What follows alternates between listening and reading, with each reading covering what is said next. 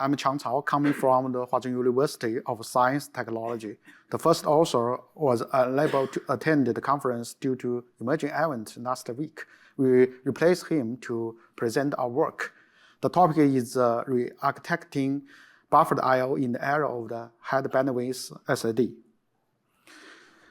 Over the past 15 years, we have witnessed the explosion in the SSD bandwidth. We have moved from the date of SATA SSD with about 500 megabyte per second bandwidth to now PCIe 6 SSD with the 28 gigabyte per second bandwidth. Get 56 times higher bandwidth increasing within a decade, thus leaving the storage software state unprepared for the high bandwidth SSD. The buffer I/O as the default file access interface has been widely used by all kinds of storage systems and applications. Buffer I/O follows the cluster hierarchy architecture, uses the buffer cache in the DRAM to absorb all the write and accelerate readers. Furthermore, buffer I/O offers the transparent I/O alignment and merging before performing device I/Os. However, in the era of the high bandwidth SSDs, the dominance of the buffered I/O is now being challenged. It is unable to maximize the SSD bandwidth and is write inefficient. Now, let's explore the limitation of the buffered I/O. We first use the file to compare the ideal performance of the buffer I/O and the direct I/O with the large layer I/O request. For the buffered I/O, we utilized 8 DDR4 DRAM with the sufficient free memory and disable page flash. For the direct I/O, we explored 8 PCIe 4 SSD.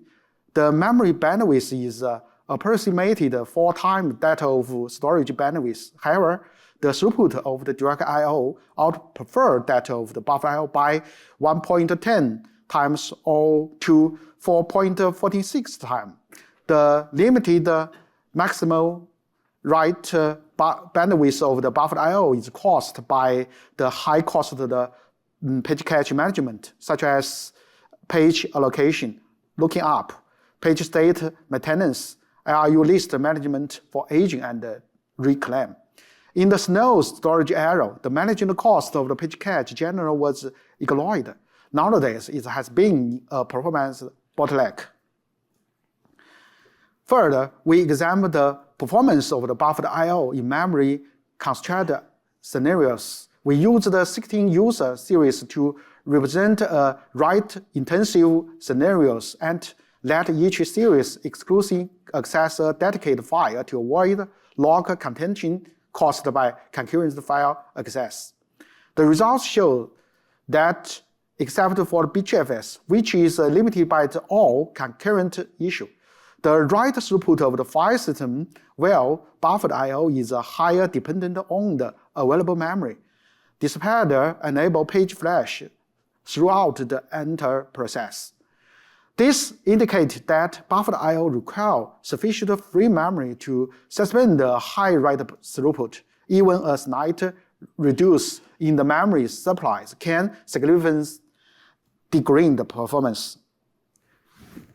Buffer I/O can transparent use the page cache to handle I/O alignment for page write at the cost of SSD read before write penalty for filling page. To better understanding the penalty, we compare the write latency of the full page write and the partial page write. The result shows that the latency of partial page writes is 1.15 times to 64 times that of the full page write. This is because the long access latency of SSD compared to the memory, even for high bandwidth SSD. Let's take a look at the exact solution to address the performance of the buffered I/O. Some will continue to use the buffered I/O and optimize the page cache. However, they still follow the hierarchy architecture, use the page cache to absorb all the write. Therefore, such effort has limited potential due to the inability to direct the benefit from the SSD bandwidth, and the narrowing bandwidth gap between the memory and the SSD. Another studies bypass page cache partially or completely. However, they potentially sacrifice applicability and portability offered by the buffered I/O.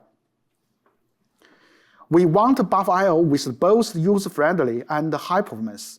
Therefore, we actively exploit high bandwidth SSD to enhance buffered I/O rather than confining them to passively handle dirty page flash. We aim to retain all the advantage of the buffered I/O while adjust its shortcomings. Specifically, we allow buffered I/O to scale with SSD bandwidth, minimize its memory usage, and remove its read before write penalty from the critical path. So we proposed the WSBuffer, a lowered write buffering architecture to re-architect the buffer I/O. WSBuffer allowed SSD strategically handle user write direct while retain all the advantage of the buffer I/O. Next, we introduce its 4 key design and scratch buffer structure, buffer minimize data access, opportunistic 2-stage flash, concurrent page management respectively. First, we introduce lower buffer page structure, scratch buffer. It consists of 128 byte head for page metadata and 256 kilometer data zone for page data to management small and discrete page write.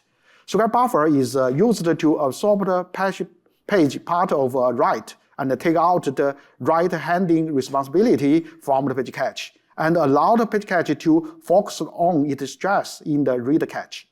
Moreover, scratch buffer can faster handle partial page write by synchronously performing the read before write, while our third design, OT flash.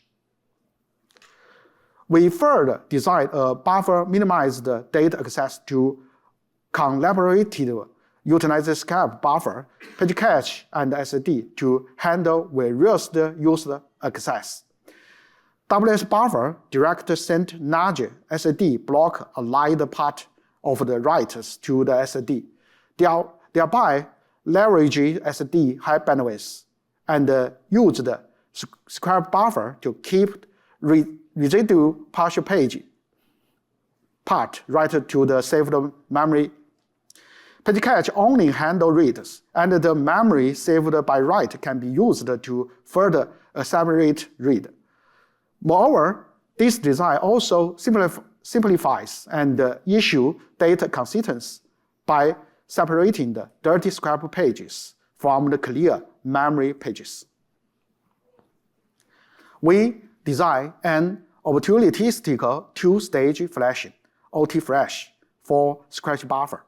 OT flash is used to dynamically use the idle SSDs to perform fluent buffer page filling and readback in the background. In the stage 1, OT flash read SSD to fill an unfilled buffer page. In stage 2, OT flash write a full buffer page to SSD.